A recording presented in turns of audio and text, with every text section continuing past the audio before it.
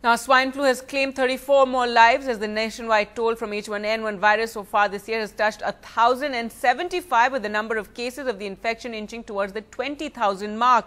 And now Gujarat has pipped Rajasthan to an unlikely post of having the most number of swine flu deaths. 265 are dead in Gujarat, while in Rajasthan 261 have died of swine flu so far. Let's go across to Rohit Bhan now, and Rohit joins us from a school in Ahmedabad. Rohit, tell us what sort of steps are being taken. Well, clearly an alarming situation. In fact, the death toll has been consistently increasing, and with the dip in temperature, the worries have been compounded. We are right now in HP Kapadia School, which is one of the biggest schools here in Ahmedabad. And as you can see, one of the classrooms, you can see kids with their masks on because the government has gone in alert mode, alarmist mode. The schools on their own have taken a lot of measures to counter the surge of swine flu. We have some kids here. In fact, they will be there in the 10th and 12th standard. They will be preparing for the board exams next week.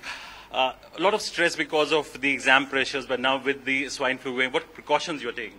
We are taking lots of proteins so we can protect from the virus, and we are taking the sunlight, sitting for the 15 to 20 minutes for the sunlight, to take sunlight, and so we can prevent from the viruses. And I understand you're carrying a sanitizer as well. Yes, and we are using sanitizer in half an hour or in 1 hour, so we can protect the virus. And that's all. How are you gearing up? You don't want to fall ill because of the board exam, so how are you gearing up for that? Well, I'm taking care of my immunity, taking proteins and immunity boosting foods. I'm applying Ayurvedic medicines and all for boosting my immunity. Other kids also, as you can see, not just masks, but also carrying, essentially the school has made it compulsory to carry these sanitizers, and they've been used frequently during break time, even during the morning hours. You tell us, what has the school told you about the sanitizers? So our school has told us the importance of using the sanitizers, as the main causes the virus linger on our hands, books, various places. So when we sneeze, that virus just fall on our hands, and then we touch that hands to our eyes, nose, mouth. So our school has frequently told us to use sanitizers as frequently as we can do, so that we can keep our hands clean. So the main base is that hands should be clean to prevent the swine flu disease. So clearly you have a lot of awareness being created in this school, and in fact in other schools across Ahmedabad. We are now joined by some of the teachers and the management from the school on what steps are being taken. So you tell us, what is the school on their own how are you trying to create awareness on this issue?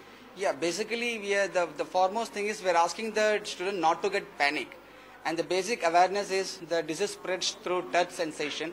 So asking them to use frequently sanitizer. And the most strongest point that we have been telling to the students is, as far as possible, take protein-rich diet.